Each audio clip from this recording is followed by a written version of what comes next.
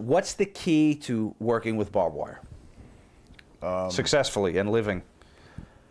Just there's no real key. Just I don't know. Just grit your teeth and bear it, I guess. You know, I did about 75 of them in Japan. I've only done a couple outside of Japan, so I kind of got it. You know, kind of got it down to where I don't get hurt too much anymore in them. You know? Did anyone ever approach you with fake barbed wire to use? No. I heard. No. When I did a barbed wire match for TNA a few years ago, they wanted to know if we wanted to use rubber wire. I said absolutely not. You know, but that was as far as it went. They didn't force us or nothing, but absolutely not. When were you told you'd be winning the ECW title? How far back? That afternoon. Really? Yeah. Because that was setting up for the pay-per-view 10 days later, I think it was, in Fort Lauderdale, where it was me, Shane, and Terry Funk. And is it Paulie that comes to you and tells you you're going to win the title? Yeah. Did it mean anything, or is this, again, another day of work, just part of a storyline? No, it meant a lot because, you know, like I said, Terry Funk, you know, he's such a big part of my life growing up and part of my uncle's life that it was... You know, I hate to say this, you know, I've never understood, like, when someone goes, man, you're my idol. If I'm your idol, why do you want to beat me? You know, or why do you want to beat me up? Well, same with Terry Funk, because, like, you're my idol, you know, it's an honor that you're going to lay down for me, you know. But it was a big match. It was a barbed wire match. It wasn't like just a typical match. You know, it was a pretty special match. You think Funk had any reservations about doing a match this brutal at this age? Not at all. He did a few of them like that in Japan, not against me, but against Onita, against my uncle, you know, barbed wire matches and death matches, stuff like that. What percentage of the cuts we see from barbed wire are just the accidental barbed wire cuts? Are you adding any more? No, this was my first ones. My first barbed wire match, it was an accident. This was the one with Terry Funk. That was an accident. My stomach was an accident. A lot of them were accidents. But see, when I first started doing barbed wire matches, when I got thrown in the barbed wire, I just ripped myself out of it, and it would gash me open. After about 30 or 40 matches of barbed wire matches, I learned if you go into the barbed wire and come out the same way, it only leaves holes. It doesn't rip you apart. It's still uncomfortable, but it's not as bad as it was in the beginning. It only leaves holes. Great quote. If you ever write the autobiography, that might be a good title. Oh, yeah. It only leaves holes. Is it true you had Pee Wee give you extra blade cuts because there wasn't enough coming from the barbed wire? Yeah. See, the barbed wire, it's hard to get... I shouldn't really say this, but anyways, it's hard to bleed very good when it's real deep. Like this one, when I got this, it didn't bleed that much. It was just so deep. It went all the way down to my muscle and it actually severed my bicep, and it really didn't bleed that much. You know, like a smaller cut would have bled more. So I had them rake my back a couple times. So the blade cuts will draw more blood? Yeah. Because like after you get past the skin, and it goes to your muscle, it's past the blood vessels, like, you know. I see. And when I was bleeding here, I was bleeding out of my vein, and it was just squirting out. So I was trying to hold it so it'd bleed out of me, so it'd look better. So I had the camera guy get me some tape, or I had Fonzie get me some tape to cut off my circulation because I was bleeding too much, and it was just going over the mat. It wasn't even look like it was on me, you know. Now, I know you read something in a World War II book about sealing wounds quickly on the battlefield, and it gave you an idea. Talk about that. Well, one day I was in Japan, and I wrestled Terry Funk. After the match, I moonsaulted the table with nobody on it, you know, just as like a Hulk Hogan used to pose after the match. Well, I used to break the table after the match. Well, when I did it, my hand got caught under it, and I broke my knuckle. And I didn't feel like going to the hospital because a few months before that I cut my leg and it took me like 6 hours to get stitches. Not the sewing, but the waiting. Right. So instead of going to the hospital, I just glued it, but I didn't know at the time my knuckle was broke. So I glued it, and I taped a Tupperware lid to my hand, so it was like that. Then the final day of the tour, I wrestled at Kawasaki Stadium, and my other hand got caught under the table, and I broke that knuckle. So I glued that one. And so by the time I did this one was already infected because I broke it open every night. You broke the crazy glue seal? Yeah. Would crack open? It would crack open, then each time it cracked open, I couldn't get it to close. So after about 4 or 5 days, it got infected. not from the glue. And it wasn't the glue, right? Because it's alcohol-based, it's clean, right? Yeah, the yeah. super glue. They actually call it surgical glue back in the day. Now they have surgical glue again. But crazy glue is the same stuff as surgical glue, just a different name and a smaller bottle. Back to the Terry Funk match for a minute. Where does this rank in your litany of brutal matches you've had? I mean, the barbed wire match? Yeah. As far as the brutality of it. It's up in the top 10, I would say, or top 5. You know, I've had a few other ones. My very first barbed wire match was pretty brutal. It was me and Big Titan and Mike Awesome against Onita and 2 other Japanese guys. I can't remember who. That was pretty brutal because I didn't know how to do it. So I just ran, like when I got thrown into the wire, like I said, I'd hit it real hard and I'd just rip myself out of it and it just gashed me open. And then that was the first day of the tour. Then I had to wrestle another 3 weeks with all these cuts on me, and they broke open every night, you know.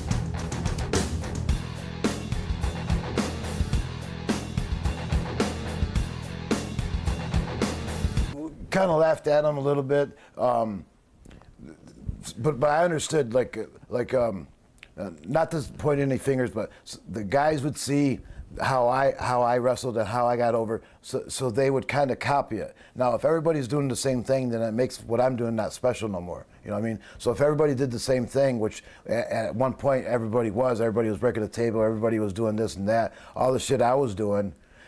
So it took the glare or the flamboyancy out of what I was doing when I came time for me to do it. But still, the fans still separated me from that. They still knew that what I did was a little different than what they did, and I kind of not invented it, but came up with the shit first. You know. Is a memo like this more to protect the on-screen product, or is it just to keep you guys out of lawsuits before the big pay-per-view? No, it was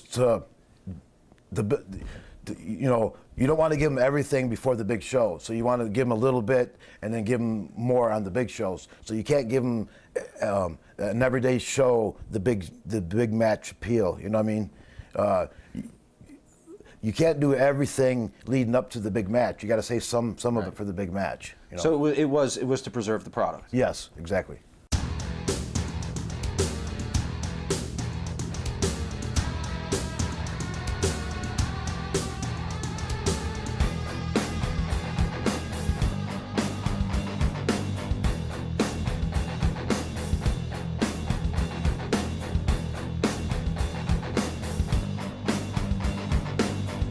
No, they deserved it, and even if there was no problem with Mustafa or whatever leaving, they deserved it anyways. Do you remember why Mustafa left this time? I'm not sure. I think him and New Jack had some heat, or I don't know exactly, but I think him and New Jack had some heat, and I'm not sure what happened there. Jenna Jameson's here. She is? No, not here. Again, we got a room of 10 guys. If anything happens, I'm leaving. Well, I'm first. But she's at the pay-per-view. That must have created a bit of a stir. Oh, actually, at the time, I didn't really know who she was until after that. So, like everybody else was throwing a big stink about her, until I actually met her, then I started throwing a stink about her. But before that, I didn't really know who she was. I thought she would be some ugly slut. And then when I met her, she was a little beautiful girl. How does she come in? How does this come about? She's a fan, or it's just something for publicity? Or? No, I think Bubba Dudley knew her or something like that. And he knows her manager or something like that, and got her involved in it. I don't think she was a fan. She didn't know who we were.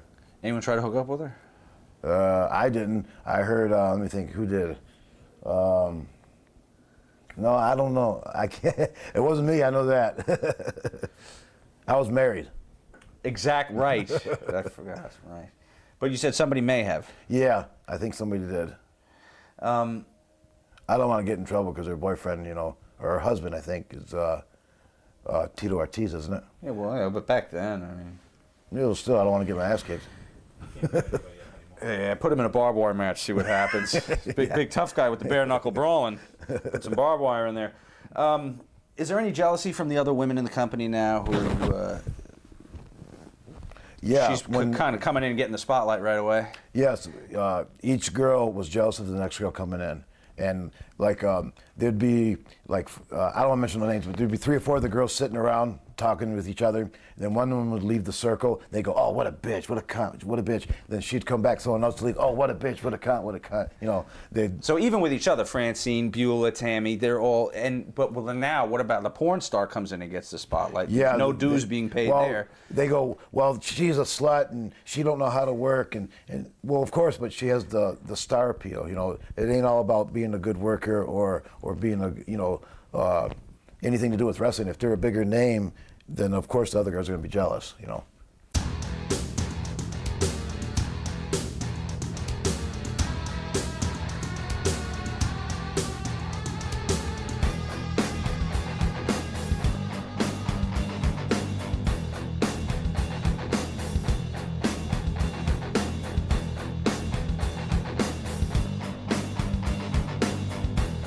He was more of a misfit than we were. He must have been embraced by the locker room wholeheartedly.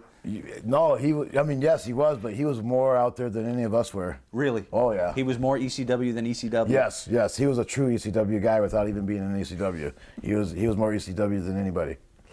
And does he get along with everyone? Oh, yeah. He's actually a pretty good guy, you know. And now Tammy comes in. How's Tammy getting along with the other women?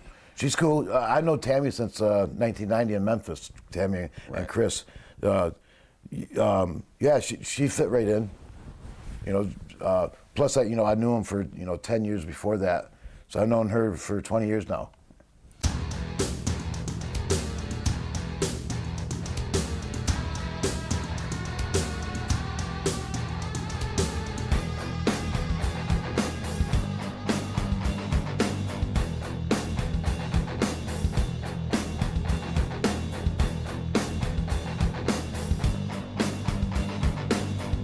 I had 150 stitches in my arm, and I lost about 25 of them during that match. Not lost them, they came untied or broke or whatever. So it was pretty hard to concentrate on the match when my arm was aching. You know, I couldn't work out all week, and whenever I flexed, the fucking stitch would break. You know, so I didn't have a very good match that day. Were they improperly sewn, or you probably just shouldn't have been taking bumps? They were improperly sewn, and I shouldn't have been taking no bumps. Did you have any problems dropping the strap so soon after having won it? No, well, because like I said, I only had one good arm. I should have lost. Was that the plan all along, or are you not told that? Or? No, I wasn't told that till that morning. Not even that afternoon, you know. And subsequently, you never found out if he had a longer range plan for you that didn't work out?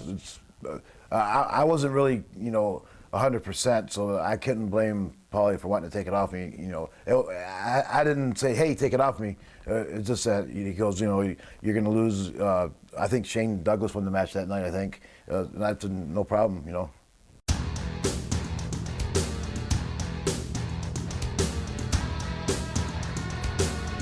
I thought he was gay. Were you at the? No, I'm joking, Joey.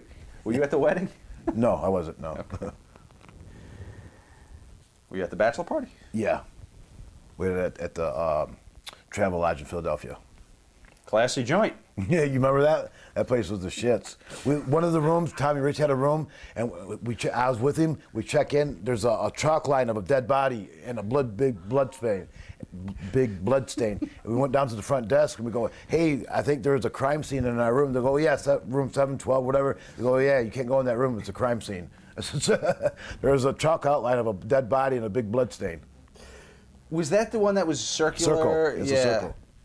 Yep. That was the famous Todd is God story we heard from. Todd is God. How do you know that? Who was it? Sandman? Sandman. Yeah, and Scorpio. Scorpio. Yeah.